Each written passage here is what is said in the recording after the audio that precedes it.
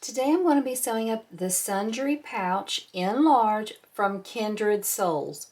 This is the first pattern that I'm going to be sewing from this designer. I saw one of their posts on Instagram and really liked the style of their patterns, and so I grabbed this one, purchased it, and it comes in two sizes, a small and a large. I'm sewing up the large today. Reading over the pattern, I felt like everything was really well described, very easy to follow along, and I'm excited to try this out. I love pouches, and I feel like this one might be one that I can use on a regular basis and sell at craft shows. The first thing I noticed is that you only have 3 pattern pieces. You have an A, a B, and a C. For the A, you cut out 2 pieces, an exterior and a lining. For the B, you do the same thing, exterior and a lining. And for the C, you only have 1 piece, and I'm using an exterior print. All of my fabrics are a cotton woven, and they are all from Jen's Fabrics.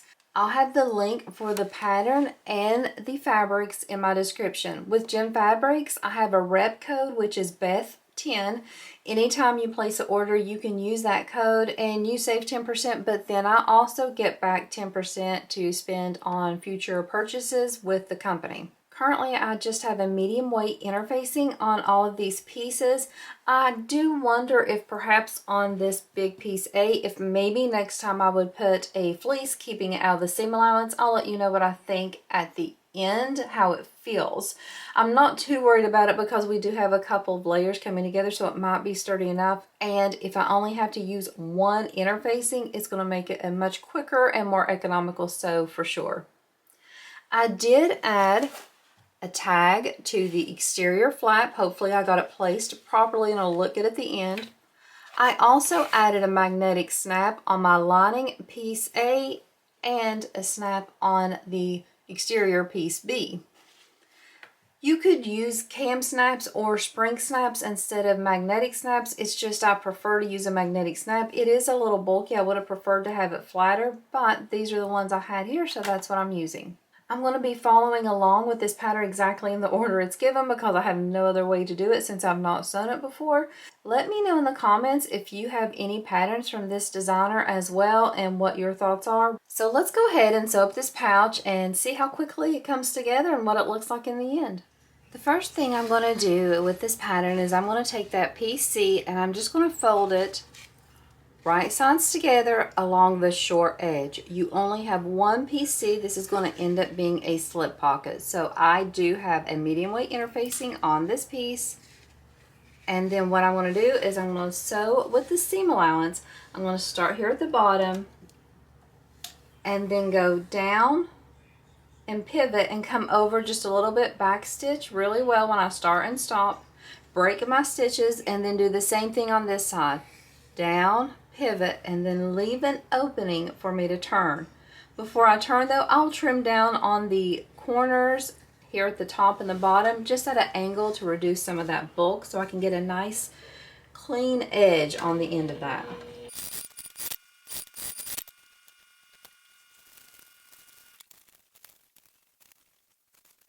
So I have this pocket sewn together. I have it trimmed, turned right sides out, poked out the corners. I have the opening here and I just push my fingers in there to kind of pull to get that to lay the way I want. Make sure it's laying nice and flat. You want that as straight as possible. I'm going to add a few clips just to hold that fold in place. And then I'm going to decide which way I want the slip pocket to go. So since I like this view best, what I'm going to do is I'm going to top stitch across this top edge and then I will sew this onto the lining piece to close up that gap and to attach it. So let's just top stitch 1/8 of an inch away. After you have that top stitch, go ahead and pull out your lining A piece. Another thing I like about this pattern is that the designer has everything on the pattern piece. So she has the placement markings for this slip pocket and for the magnets already on there. That makes it a little bit easier so you can kind of visually see what's happening and you don't have to worry about measurements from the pattern. So I'm going to place my top stitched edge, this is my top edge, towards the top, and I have 4 dots here to kind of help me as a guide as to where to place this. You could use chalk or a friction marker, of course, for your placement, but I'm just going to do this. You could also use some stick pins to kind of pin this in place if you're a little uncomfortable about sewing it without anything on there. And then I'm going to start sewing here at the top, backstitch really well because there will be some stress on this slip pocket. And then I'm just going to sew down this side across the bottom, back up the other side, leaving the top open. When I come to the bottom, I'm going to make sure that everything is staying in line and that it's a neat finish where that is an open edge.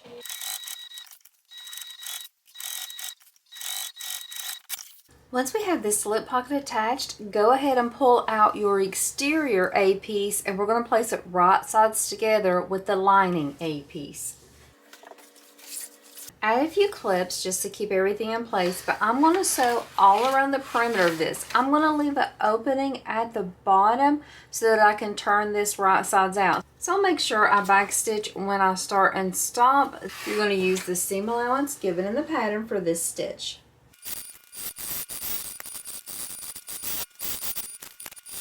Now that I have this stitch right sides together, what I'm going to do is I'm going to use my pinking shears all around this curve just to kind of reduce the bulk so I can get a nice curve at the top. And then here at these two bottom corners, I'm going to cut diagonal across here. That will reduce that bulk so I can get a nice finish here as well. After I do that, I will turn this right sides out and give everything a good press. Now I have the A pieces sewn right sides together, trimmed around that top curve and the bottom corners, turned it right sides out and pressed it flat. I have this opening here at the bottom. I just tucked that in and pressed it flat with the iron too, and now I'm going to top stitch just across this bottom. That will finish that edge. I'm going to actually sew from the lining side because my bobbin thread is a variegated black and purple, which will look better on the exterior. And my top thread is a blue-purple variegated, and it'll look better from this side. So this A piece is finished for the moment. Let's set it aside and let's pull out our two B pieces. So I'm going to take my exterior, place it right sides up, place the lining right sides down on top so they are right sides together. I'm going to do the same thing with this piece. I'm going to start sewing at the bottom, pivot, go up the side, go across the top, go back down the side, and then come across the bottom again. I'm going to leave an opening so that I can turn this piece right sides out as well. I'm going to make sure I backstitch when I start and stop so that I lock in the area between the opening. Then after I do that, I will trim up all the corners at an angle, turn it right sides out, press it flat, and then we'll come back for the next step with it.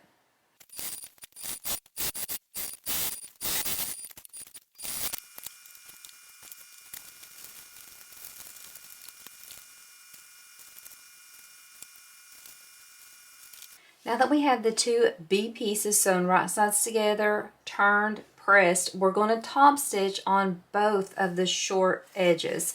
So this short side down here at the bottom, the short side at the top. Both of them will be top stitch 1/8 of an inch away. On the bottom, this top stitch will be what's closing that turning opening.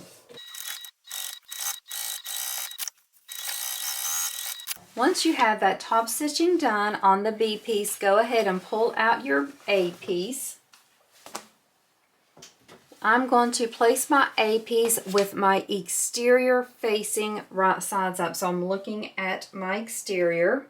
And I'm going to take this B piece and I'm going to place it so that the lining is right sides up. So you shouldn't be able to see your snap unless you have a snap going through both sides and you're just looking at the wrong side of the snap or the finished edge this way. So this is how it looks right now. Exterior, lining. You can see the lining of that A piece is against my table. Now what I'm going to do at this point is I'm going to make some marks on the bottom of this on the lining side. I'm going to do those marks off camera because I do not use a ruler in any of my videos, just for integrity to the pattern designer.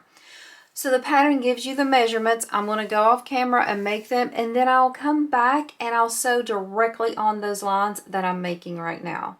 I have my marks made. You probably won't be able to see them because I did them very light because I didn't want any risk of them showing whenever everything was done. So just to remind, My exterior for the B piece is right sides together with the exterior for the A piece. I have them matching at the bottom and on the sides. I'm going to start sewing at the bottom. I'm going to go up, come over, and go back down using the measurements given in the pattern.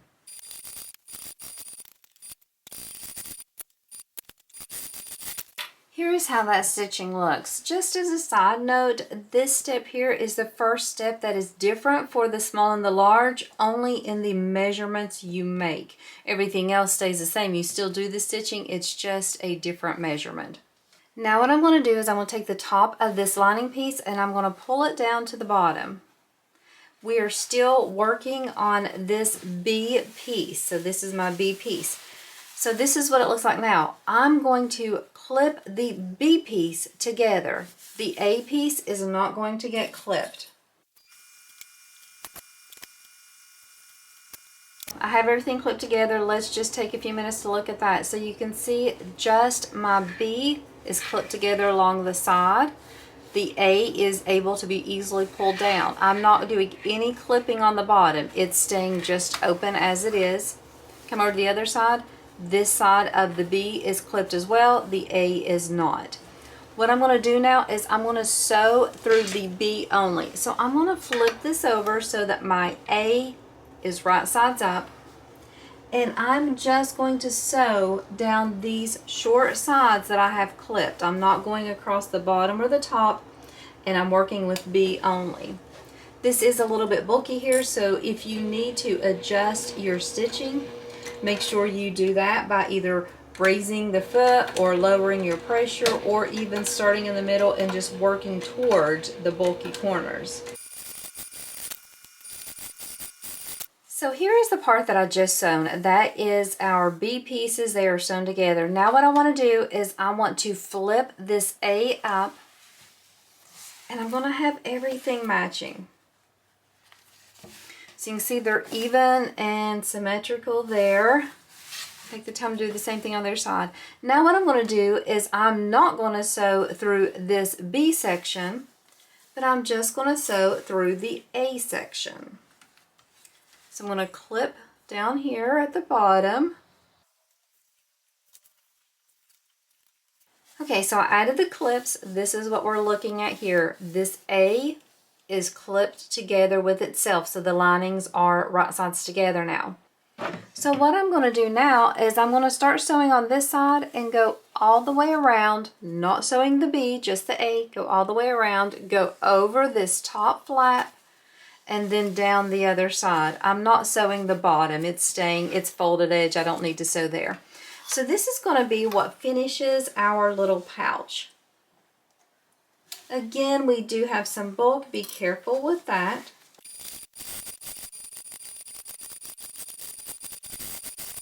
So my pouch is now finished. Let's go ahead and close it and look at it. Oh my gosh, look how cute. This is the large, and it is much bigger than I expected it to be. Now I'm going to use my thick clips on this overnight to compress those seams to have it laying really flat. If you don't have these clips, I highly suggest them. They're just from Amazon, and they really help compress and get the seams, everything laying the way I want. This is beautiful. It is so cute. So let's just look. I'll need to trim up some threads, but you can see it's attached here at the bottom. It's open to a point here on the sides. It's attached there. When you open it up, you have a little slip pocket here, a bigger pocket here. You have another pocket there, and another pocket there. Wow, 1, 2, 3, 4 little pockets. This is going to be such a cute way to keep things organized. Really, really like the pattern. I don't think it's hard at all. You don't use a lot of fabric, and honestly, this is going to be a really quick, economical sew. I think I could use it a lot for organizing when I'm traveling, but also in my sewing room to keep different pieces organized, in the bathroom for toiletries, and even just in my planner bag for my planner supplies. Really like this. I think kids would like it too, to just have cute little ways to store their toys or puzzles or whatever they have. Definitely feel like I'll be making more of these. So this is my first time sewing a pattern from Kindred Sewls. Definitely like them. Hope they come out with more. They have probably 5 or 6 patterns already on their website. I hope to make more of these and make more of their patterns. Really easy to follow the instructions. My fabrics are from Jen's Fabrics. I'll have a link for both the pattern and the fabrics in my description, as well as my rep code for Jen's Fabrics, which is Beth10. You'll save 10%. I'll get 10% back. I also have my tag from Heartwood and Hyde on here. Thank you so much for watching another tutorial of mine. I hope you enjoyed this one, and I hope today in your sewing room that you're able to find a pattern that is new from a new designer, and I also hope it's something that helps you stay organized. So I want to try the small one of this version too, and so let me know if you sew this one up and what your thoughts are. I hope you like it as much as I do, and I hope you have an amazing day. Thanks so much for watching.